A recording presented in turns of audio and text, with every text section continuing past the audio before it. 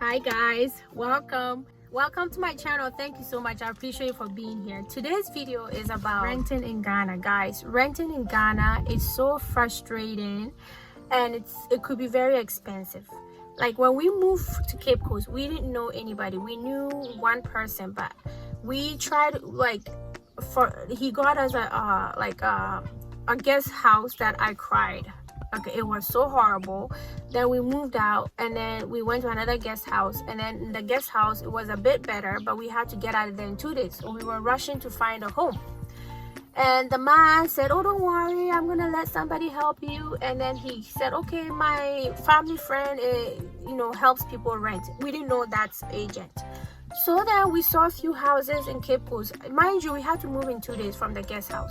So we were rushing, and we found where we're living right now, okay? And it was 700 Ghana cedis a month. So we bargained down and he said he would take, no, not 700 US dollars a month. Okay, so at that time it was like about 900 and something Canadian dollars a month. So we said, okay, we had the budget for it. We planned that we were going to rent for at least a year or two. So we had the money. We were rushing, living out of suitcase in a guest house with 4 kids. It's not easy. So we saw a few houses, and the best one we saw was the one that was the US. But that house is like, it was built 16-17 years ago, and it's nice, but it's stuff are outdated and it's stuff needs to be fixed. So at that time we had someone staying in there that apparently hasn't been paying rent for like 8 months, the whole 8 months that she's been staying there. So that lady also, when I took the house, she wanted to stay with me for a few days, and I don't know her. She's also an expat from US, and now she's a pastor, but I said no because I don't know her. I don't want to put my kids in danger, so I said no, and that was that. So we moved into the house. Before we moved there, they fixed few things here and there. And the thing with Ghana is, when they say something is 600 US dollars a month, it doesn't mean pay as you go. That means you're supposed to pay, if most people do 1 year. The law says 6 months, but nobody listens. When you tell them, like, the government didn't build my house, so how can he tell me how to rent out my house? So they don't listen. And I'm like, I have rental properties in Canada too, and it comes with rules, and I can't ever imagine saying I'm not following the rules because government of Canada is not helping me pay the mortgage. That's not how it works. That's not the reason. You don't tell people, the government doesn't tell people to do things because they help out. It's because it's a policy, and you have to be fair, right? So, and the thing is, the government of Canada will enforce people who break the tenant agreement and all that. So that one you can't get away with. But Ghana, they charge more than the 6 month that's allowed. So in our case, we wanted to rent for a year or two. So we said, okay, we bargained it down to 600, not knowing the guy that was helping us was an agent. Okay, the agent went on the side and bargained with the guy that we want to take it for 600 US a month, but we're promising to paint the whole house and then change the fencing wall. It has some wiring system that if you climb it shocks you or whatever. Apparently it's broken down. So the agent told the homeowner that we're going to change those things. So he agreed to give it to us for 600, not knowing. And then he came back and said, okay, he agreed. So we said, okay, we just came, we have to move in 2 days, so 600 US dollars, we can afford to pay you the first year, okay? And if you decide to stay longer, then we're going to pay you the rest. He said, okay. So we signed an agreement, blah blah blah, and then we paid him a year's worth. That's a lot of money.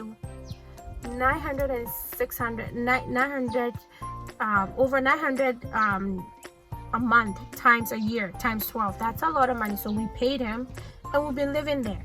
When you're in the house, things break down. Typical example, I'll show you the video as I talk about this. I was sleeping in the middle of the night, and then I heard a loud crushing sound. I was scared out of my mind. I thought someone was breaking into the house. At that time, my husband was back in Canada. We didn't have anything, so I was scared shit. So the kids were sleeping, they didn't hear. So I slowly made my way through the house, and I went to the kitchen, and the whole cupboard system, the cabinet in the kitchen has crashed. You know me, I'm an organizer. I love pretty things. In Canada, I had my beautiful dishes displayed in my cabinets. So when I came and I have cabinet space, what do you expect me to do? Isn't it in the kitchen for you to keep your stuff? So I loaded all my beautiful dishes, my glassware and all that, and apparently that thing was just hanging by the wall. It's not like strong like in Canada, and the thing collapsed. And oh my gosh, all my beautiful dishes, a lot of them broke. I'll show you in the video. I'll show you a video. I keep record of everything. So I was glad I wasn't even in the kitchen cooking.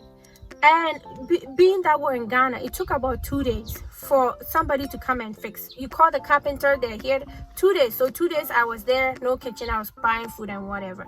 So forget that my dishes broke. You know, I love those things, but I can always buy more if I need it. But then we called I sent the video to the landlord, and he's pissed off that I came and destroyed his kitchen. And why would I put dishes in the cupboard? I'm like, what do you put in the kitchen cupboard? Your dishes. And there was no, oh yeah, well, Ghana here, you don't do that. You don't put anything heavy in the cupboard. I'm like, how am I supposed to know? You didn't tell me that the cupboard is just there and it's hanging and it's for sure and you're not supposed to put your dishes. So this man, he's an elderly man, and he talks as if you've never owned a house before in your life. He talks and I built this and I did that and da-da-da-da-da-da-da. So I hated talking to him, okay?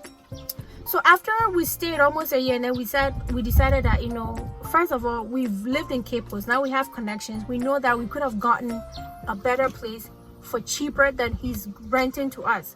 So now we decided that we're not staying the second year. And then we told him like maybe 6 months before, because that we're not staying. So we don't want it to be a shock, because he was expecting his money. So we said we're not paying the other year because we want to move out by October.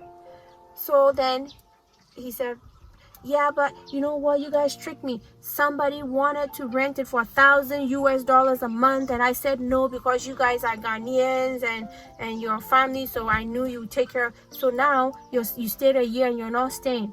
We're like, but because we're not staying, because things don't work in the house. My sink is always plugged. The bathroom sink leaks. Like Nathan's air conditioner caught on fire one Saturday morning. I kid you not. One Saturday morning, he was sleeping right under there. Noelle was in another room across, and he saw like fire. And then they jump in my room. They're like, Mom, Nathan's room is on fire. And then I went, and sure enough, it was on fire. I freaked out. We went out to our neighborhood. They came, they put out. Guys, it was electrical fire, and we made it out all right. So I went out screaming. My husband wasn't there. And then that's one thing about Ghana. The community would chip in to help you. So they came in the house, and then they took the fire extinguisher, which I didn't know was full of powder, and they sprayed it, and the whole house was full of powder for days. Okay, so that's what happened. The kids' AC has like AC for us in Ghana is like how we needed heating in Canada. We can't live without it. 2 rooms, ACs don't work, toilet is leaking. Like you get in the shower at 6 p.m. and the water drips, and it's so annoying. Things need to be outdated, and the guy is so bossy. He thinks that nobody has ever owned anything in their life. So one time when my husband came, he called my husband. He was telling him, and you guys disappointed me. So that time, after that, my husband was like so tired of him. So my husband went back and forth with him and said, I'm not like, oh yeah, the reason why my husband was pissed off, there was some kind of water pump in the house. And we don't touch it. We don't touch it. I don't even know where it is. It started leaking. So my husband tried, he's very handy. He tried to fix it. It wouldn't fix it. So then we brought in a plumber. But the plumber said he would come the night before. He didn't show up. We had to go to work. We left. We went to work. And then he came. The kids were home with Francisca. Francisca is older, so we can leave them home with her. And then he came to fix it. But the thing is, he needed money. So it was only 60 Ghana. So we said, okay, he called us that he's done. So we said, okay, call the homeowner. And then the landlord, as soon as the guy called them, why are you telling the guy to call me? He fixed it, pay him. My husband's like, we waited. He said he would be here first in the morning. I said, okay. I waited for him. He didn't show up. and I'm not there, so I can't pay him. So send him mobile money. He's like, it's not my responsibility. You're supposed to pay. My husband's like, I have 3 homes in Canada that I'm renting out. When everything is broken, I fix it. It's like, well, it doesn't work like that in Canada, in Ghana. It doesn't work like that. I'm like, why shouldn't it work like that? And I said, I don't know, Canada, if you break things on purpose, that's why your first and last, you will not get your last. But I had a brand new fridge, stainless fridge. It was leaking a little bit. I had a tenant.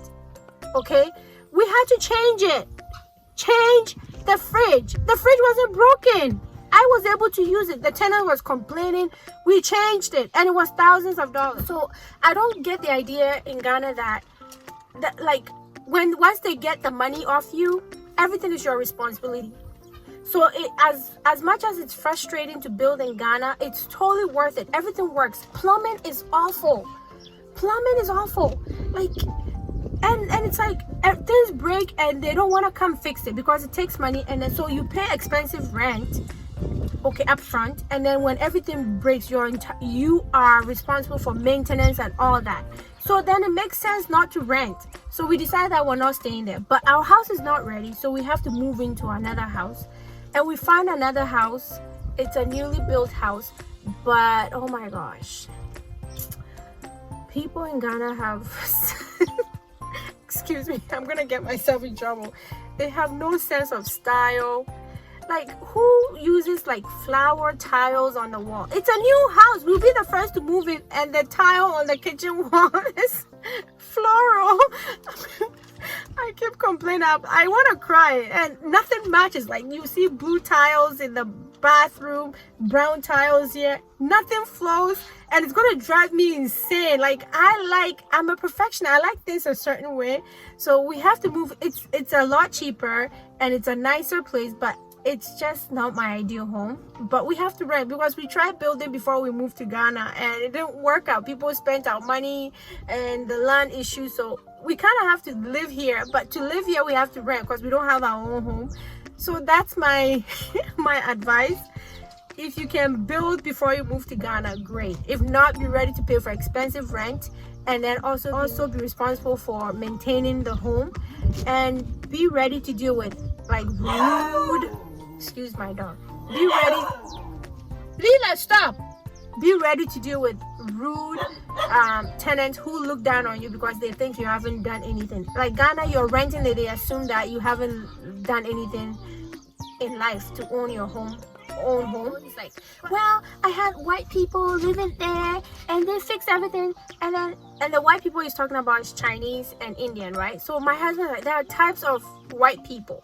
A real white person will not stay in your house, because Noel told me, Mom, if you show this house to people on your YouTube channel, they're gonna laugh at you because you downgraded so much. You downgraded so much. Like, it's like the house we're living in Canada, and here is like here and there. I'm like, no, well, I know why I'm here. So, and it's true, we've really given up a lot. And that's the thing with Ghana. If you want beautiful things, you have to work for it. You have to earn it. Yes, I can just go and buy a house that's there. It's not going to be my preference. So we decided to just rent and put up with this bad renting market in Ghana for a year or two. So it's a year. We have one more year of renting that ugly new house. It's new, but gosh.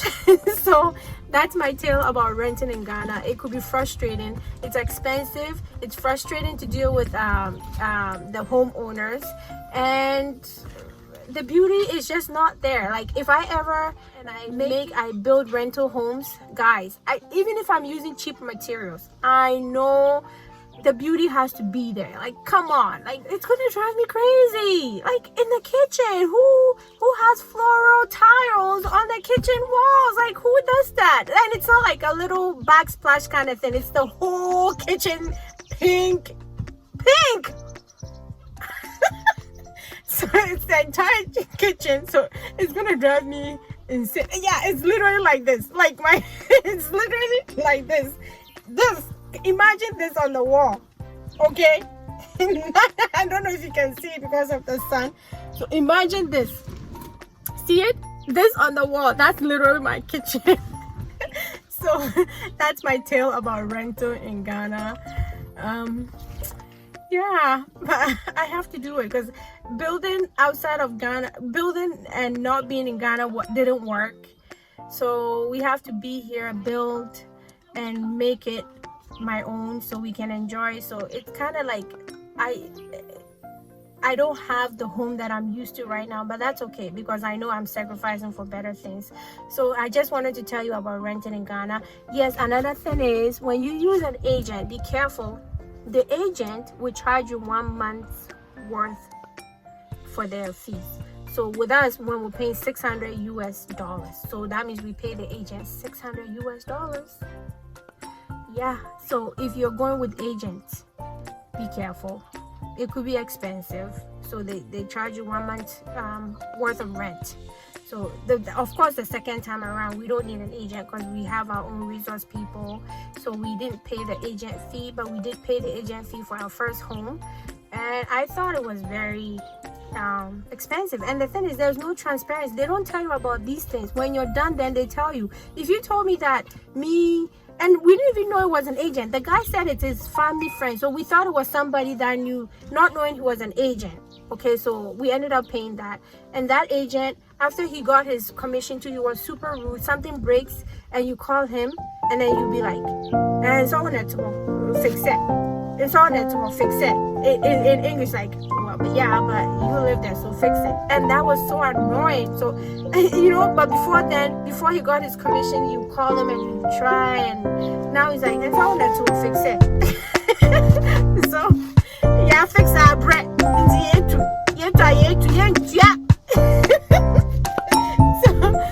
So I just said, I'm tired of fixing this. Now I'm moving. I'm not paying it. So that's it. Okay, that's my Ghana for you. You have to laugh because otherwise it'll drive you insane and you go back. You go back, okay? And as I always say, nobody's gonna chase me back. I'll go back when I'm ready, okay? So I'm here to stay. I'm gonna complain and still stay and do what I have to do. So that's it, guys. Thank you so much for watching this video. If you have any questions about renting, let me know. If you have any question at all regarding Ghana, even if you want to ask me anything about saving money, how I was able to move here and how, I'll let you know. Just ask me and your girl will be answering all your questions, okay? Thank you. But before I answer your questions, come here. You know what? We have a saying in Ghana. I don't know if it's in English too. They say that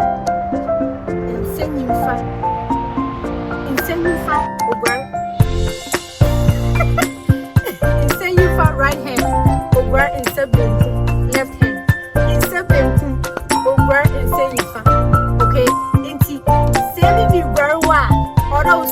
So if I'm rubbing your back, I'm helping you get clean. How to help you get clean too? So if I'm giving you free content, the least you can do is subscribe and share my videos and talk to people about it. Isn't that fair? Don't always receive and never give back. I am a giver. You will be a giver too, and give me a subscribe, okay? Give me a share, give me a comment, give me a like. That's all I need. I don't need your money. I don't need your anything. I just want your like, your subscribe, your comments, your subscription, and just motivate me and ask questions, okay?